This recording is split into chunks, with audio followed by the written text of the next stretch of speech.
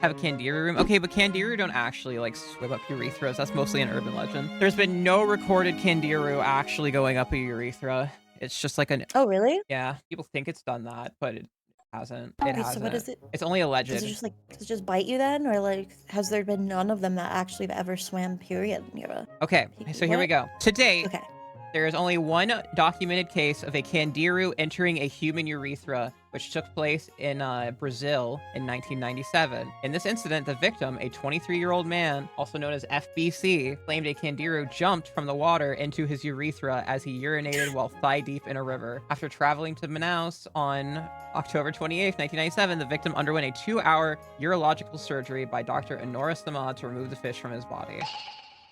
It keeps going, by the way. This Wikipedia article is real deep on this one. In 1999, American marine biologist Steven Spott traveled to Brazil to investigate this particular incident in detail. Could you imagine being the marine biologist who was like, this is going to be my life's work, debunking or figuring out if this actually happened or if this man just tried to sound a fish? Bruh, that's your career. You think as a kid that's what they wanted to do? Like, I can't.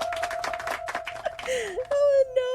He recounts the events of his investigation in his book, Candiru, Life and Legend of the Blood-Sucking Catfish. Oh my god, he wrote a book. Okay. Of course he wrote a book. He's a marine biologist, all right? He knows what he's doing. People keep thinking the candiru goes up human urethras, and it's been heavily documented and researched, even in the 90s, and nobody just wants to ever read the Wikipedia article about a fish going up their dick. I don't know why. The doctor gave him the original VHS tape of the cystoscopy procedure, which is great. Could you imagine being like, okay, all right, I need the tapes. I need the tapes. I need the tapes right now for no reason. I'm a marine biologist, trust me. Oh my god. Also, the doctor's like, you know, something makes me think I need to film this. Like, yep, it's important. I want you to know as well that they actually saved the fish's body and preserved it in formalin.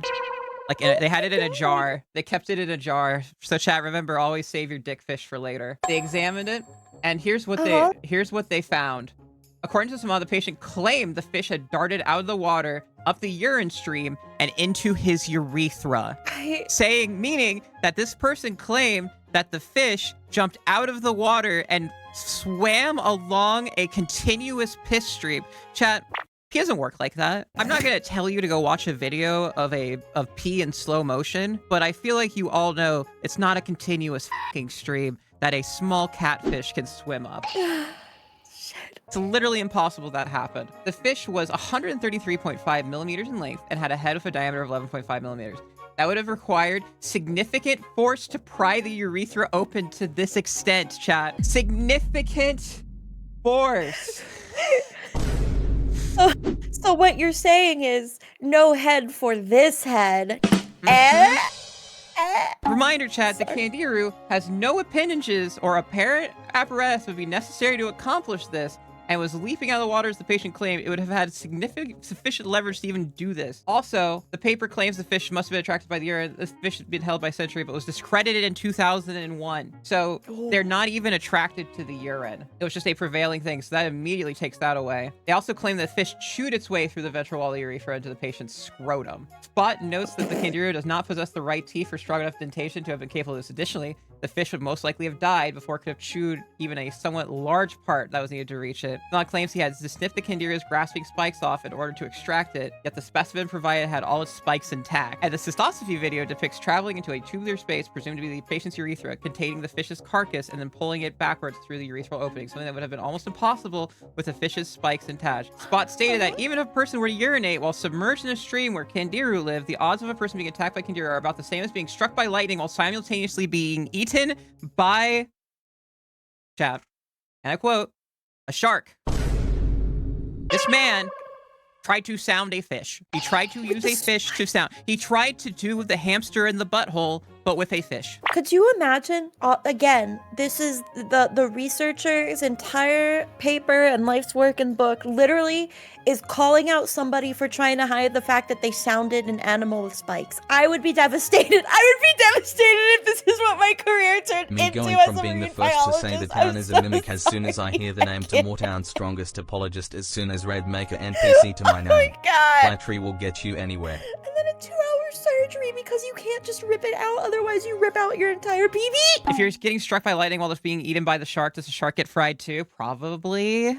I would assume. You'd be the I would unluckiest think. person ever, though, if that happened, right? Like, you should win, like, 5 lotteries. Oh yeah, I feel like the government just owes you money for suffering that much at that point too. Like being that unlucky, you just deserve a win. Sure Like was interesting. the urban myth Anyways, already was chat, kind of do you wild, but think after honestly, that the we can bring actual the story subs behind below it the is even 300 goal? crazier. Like that's insane. I'm billing you my therapy bill. What do you mean? This is enlightening, educational stream. You should be grateful that Adora taught you this information. Yeah, you learn, chat. I'm teaching you things. Type 1 if you're happy to have learned this new information. Education's good. You should never be afraid of education. How dare you? This stream is good background noise. Like, it's just like having a podcast on, so don't worry about it. It really is. That's why I like it though, because we yap a lot. We talk about a lot of stuff. Okay, we're educated streamers who talk about very scientific things, like whether or not a fish can eat through your urethra. The answer is okay? no. The answer, by the way, is no. Correct. That was.